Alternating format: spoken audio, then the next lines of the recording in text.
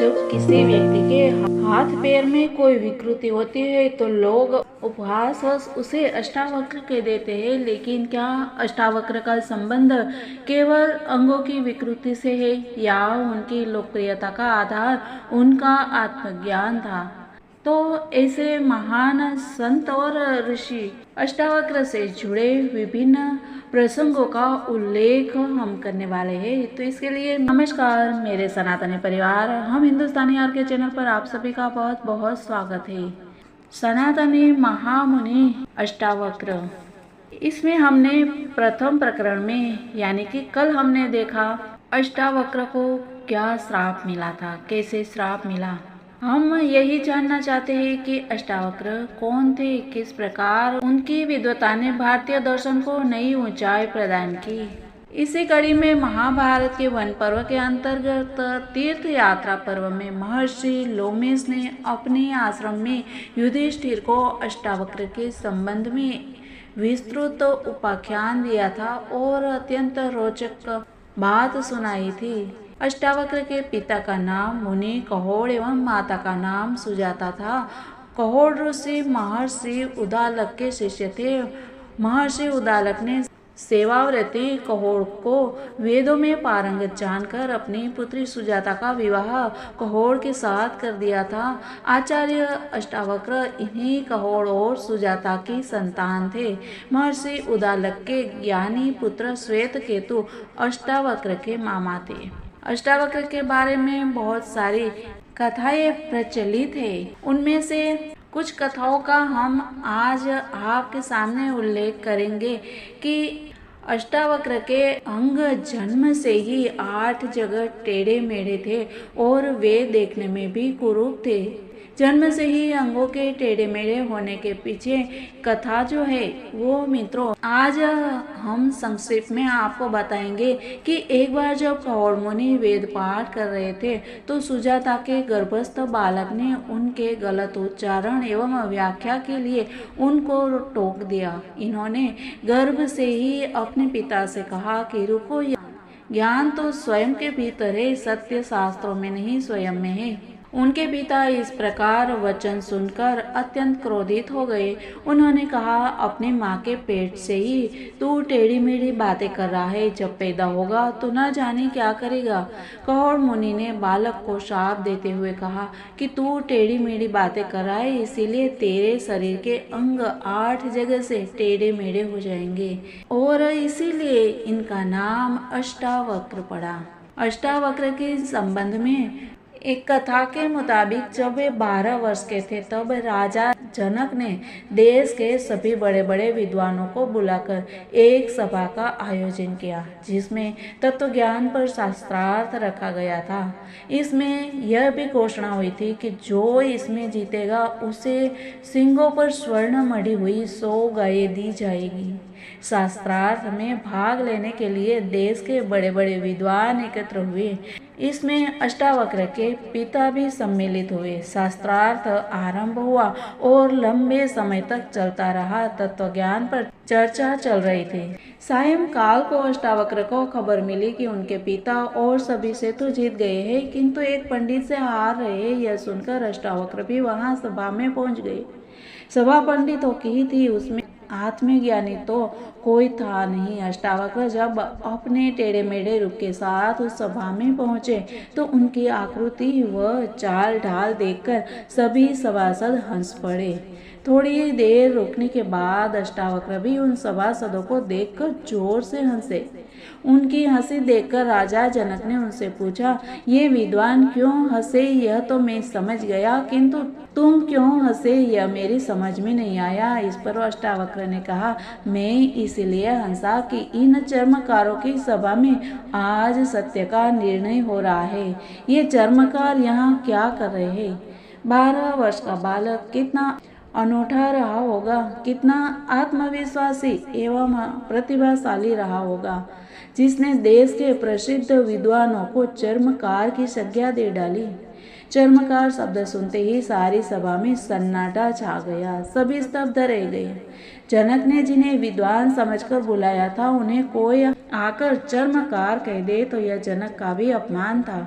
इससे पहले कि ये सभासद अपना रोष प्रकट करते, राजा जनक ने स्थिति संभालते हुए संयमित होकर अष्टावक्र से पूछा, यह समझ नहीं पाया कि तुम इन्हें चर्मकार क्यों कह रहे हो। अष्टावक्र ने कहा, बहुत सीधी सी बात है कि चर्मकार चमड़ी का ही पारखी होता है, वह ज्ञान को क्या समझे। ज्ञानी तो ज्ञान को देखता है, चमड़ी को नहीं। इनको मेरी चमड़ी ही दिखाई दी, मेरा टेढ़ा मेढ़ा शरीर ही दिखाई दिया, जिसे देखकर ये हंस पड़े। ये चमड़ी के अच्छे पारखी है, अतः ये सब ज्ञानी नहीं है, चर्मकार हो सकते हैं। हे राजन, जैसे मंदिर के टेढ़ा होने से आकाश टेढ़ा नहीं होता और मंदिर के गोल अथवा लंबा होने से आकाश गोल अथवा लंबा नहीं होता, क्योंकि आकाश का मंदिर के साथ कोई संबंध नहीं है। आकाश आकार रहित निराकार है तथा मंदिर सायव्य है। वैसा ही आत्मा का भी शरीर के साथ कोई संबंध नहीं है, क्योंकि आत्मा निरवयव है और शरीर सावयव। आत्मा नित्य है और शरीर अनित्य। शरीर के वक्र आदि धर्म आत्मा के कदापि नहीं हो सकते। हे राजन, ज्ञानवान को आत्मा दृष्टि रहती है, चर्म दृष्टि से अज्ञानी देखते हैं, ज्ञानवान नहीं देखते। अष्टावक्र के इन वचनों को सुनकर राजा जनक बड़े प्रभावित हुए। वे उनके चरणों में बैठे। वह शिष्य भाव से अपनी जिज्ञासा का इस 12 वर्ष के बालक अष्टावक्र से समाधान कराया। यही शंका समाधान जनक अष्टावक्र संवाद रूप में अष्टावक्र गीता है। इस बारे में एक और अन्य कथा इस रूप से प्रचलित है कि इस कथा के अनुसार जब अष्टावक्र गर्भ में थे तभी उनके पिता कहोड़ मुनि मिथिला के राजा जनक के दरबार में शास्त्रार्थ के लिए जाते हैं। अष्टावक्र के पिता कहोड़ राजा जनक के दरबार में उपस्थित एक अन्य विद्वान बंदी से शास्त्रार्थ में पराजित हो जाते हैं। बंदी से जो शास्त्रार्थ में पराजित हो जाता था उसे वह समुद्र में डुबवा देता था। कहोड़ मुनि भी जब शास्त्रार्थ में पराजित हो गए तो बंदी ने उन्हें समुद्र में डुबवा दिया। जब अष्टावक्र 12 वर्ष के हुए तब वह राजा जनक के दरबार में गए और उन्होंने शास्त्रार्थ में बंदी को पराजित कर अपने पिता के अपमान का बदला लिया। और अन्य एक कथा के अनुसार अष्टावक्र के संबंध में राजा जनक ने आत्मज्ञानी संबंधी अनेकों शास्त्रों का अध्ययन किया। एक शास्त्र में लिखा था कि आत्मज्ञान बहुत ही सरल है, इसके लिए कुछ करना नहीं पड़ता। घोड़े पर चढ़ने के लिए उसके पागड़े में एक पांव रखे व दूसरे पागड़े में दूसरा रखने में जितना समय लगता है उससे भी कम समय में आत्मज्ञान संभव है। राजा जनक मुमुक्षु जिज्ञासु थे, वे इसकी सत्यता की परख करना चाहते थे। इसके लिए उन्होंने बड़े बड़े विद्वानों के समक्ष कहा कि आत्मज्ञान के संबंध में कहे गए इस कथन को सत्य प्रमाणित कीजिए। वे सभी विद्वान तो पंडित ही थे जिन्हें शास्त्र का पुस्तकीय ज्ञान मात्र था। वे शास्त्रार्थ करने में तो प्रवीण थे, परंतु स्वयं आत्मज्ञानी नहीं होने से ज्ञान प्राप्ति के इस रहस्य को सत्य प्रमाणित करने में असमर्थ थे। सबने यह कहते हुए मना कर दिया कि हम तो पंडित मात्र हैं, आत्मज्ञान का हमें कुछ पता नहीं है, यह कैसे होता है। यह सुनने के पश्चात राजा जनक ने सभी को कारावास में डाल देने का आदेश दिया। जब अष्टावक्र ने यह समाचार सुना तो वे स्वयं राजा जनक के पास गए एवं उनकी इस चुनौती को स्वीकार करते हुए कहा कि हे राजन, ऐसा संभव है और शास्त्र जो कहते हैं वह पूर्ण सत्य है, मैं इसे प्रमाणित करता हूँ। अष्टावक्र राजा जनक को लेकर शहर से दूर एकांत स्थान पर गए। वहाँ घोड़ा रोककर जनक से अपना एक पांव घोड़े के एक पागड़े में रखने को कहा। राजा जनक ने जब अपना एक पांव पागड़े में रख दिया तब अष्टावक्र ने उनसे कहा, अब बताइए आपने शास्त्रों में क्या पढ़ा। राजा जनक ने वही बात फिर दोहराई, आत्मज्ञान बहुत ही सरल है। इस पर अष्टावक्र ने पूछा, यह तो सत्य है, किंतु इसके आगे आपने क्या पढ़ा? राजा जनक ने कहा, इसके लिए पात्रता होनी चाहिए। इस पर अष्टावक्र बोले, क्या यह शर्त आपने पूरी कर ली है? जब इसकी शर्त ही नहीं पूरी की तो आत्मज्ञान कैसे संभव है? राजा जनक चौंक गए, किंतु वे मुमुक्षु थे। आत्मज्ञान की उत्कट इच्छा थी। वे हर कीमत पर इसे प्राप्त करना चाहते थे। वे केवल मानना ही नहीं, जानना भी चाहते थे।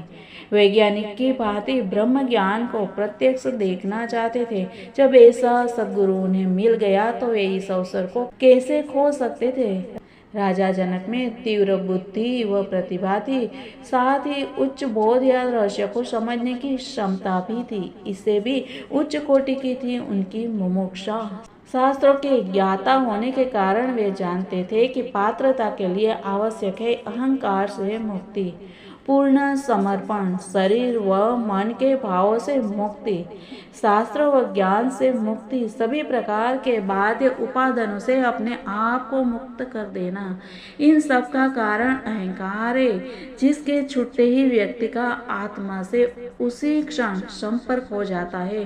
थोड़ी भी देर नहीं होती, सारी देरी लगती है तो इन सब के प्रति अपनी धारणा, अपनी दृष्टि बदलने में। यदि दृष्टि बदल गई तो सब कुछ बदल जाता है। यह दृष्टि परिवर्तन बोध से ही संभव है, किंतु बोध न होने पर साधना आवश्यक होती है, जिससे बोध हो जाए। राजा जनक ने अष्टावक्र के सामने उसी समय समर्पण कर दिया और कहा कि यह शरीर, मन, बुद्धि, अहंकार सब कुछ मैं आप समर्पित करता हूँ। समर्पण भाव आते ही अहंकार खो गया, स्थूल से संबंध छूट गया, सूक्ष्म में प्रवेश कर गए। तो इसी अष्टावक्र गीता का हम आरंभ करेंगे, लेकिन इसके पूर्व की भूमिका है वो समझने की बहुत ही आवश्यकता है, जो हमने आपके समक्ष रखी। अष्टावक्र गीता 21 अध्यायों में संकलित है। संपूर्ण ग्रंथ अष्टावक्र और राजा जनक के मध्य संवाद के रूप में है। 21 अध्यायों का यह संकलन अष्टावक्र गीता का आरंभ मुमुक्षु राजा जनक द्वारा पूछे गए 3 प्रश्न से होता है। और ये प्रश्न क्या है मित्रों, ये सभी हम जानेंगे कल की बातों में। इसके लिए आप जुड़े रहिए इस चैनल के साथ और मिलते हैं कल। तब तक के लिए सबको जय हिंद, वंदे मातरम। भारत माता की जय, सनातन धर्म की जय।